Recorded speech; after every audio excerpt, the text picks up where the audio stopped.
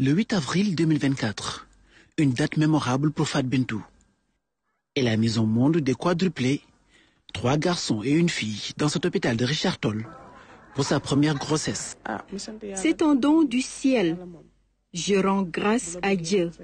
Beaucoup de femmes n'ont pas eu la chance d'avoir un bébé. Il m'en donne 4. Donner naissance à des quadruplés, un événement très rare auquel la jeune femme ne s'attendait pas. À la première échographie, elle n'en revenait pas. Son mari non plus. Au début, ce n'était pas net. L'échographie suivante l'a bien confirmé. Mon mari ne voulait pas y croire. Parce que quand on m'a dit que c'était des quadruplés, j'en revenais pas. Je me suis dit que c'était une erreur. Après tout, ce ne sont que des machines. Mais au fil des semaines, les images étaient beaucoup plus claires, sans l'ombre d'un doute.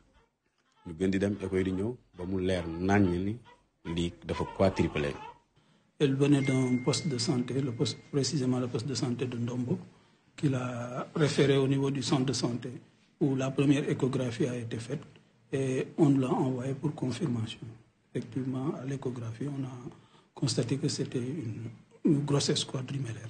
Ce cas de figure est inédit pour l'hôpital et les médecins.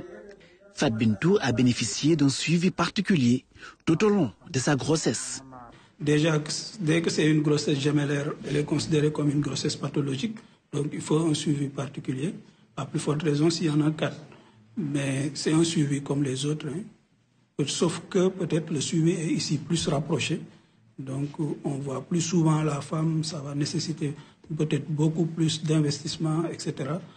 Mais sinon, c'est une grossesse comme les autres qu'on a suivi naturellement jusqu'à la fin. L'accouchement s'est fait par césarienne sans grande difficulté.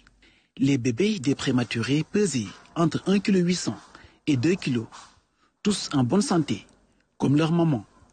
À leur naissance, les bébés ont été admis ici, dans ce service de néonatologie. Donc on les a admis 2 jours parce qu'il y a 2 d'entre eux qui présentaient des difficultés de tétée, un problème de succion. On les a gardés ici en hospitalisation.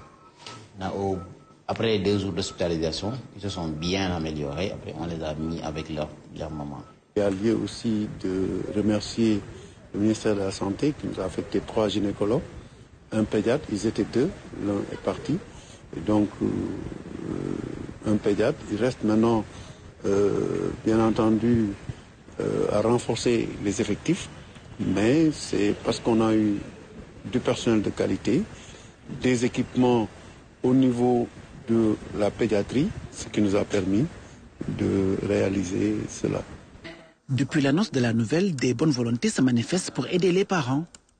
Fat Bintou ne travaille pas. Son mari est journalier à l'université Gaston Berger de Saint-Louis.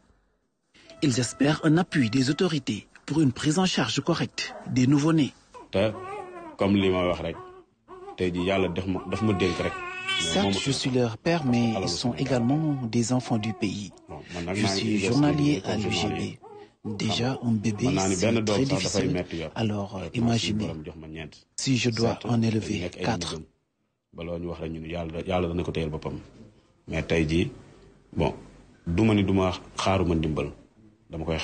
Et l'hôpital a même dégagé une enveloppe pour les aider à acquérir des layettes pour les bébés et du lait, entre autres. Après, il y a eu un appel à la solidarité aussi, et que certains ont répondu pour appuyer, pour accompagner aussi les bébés.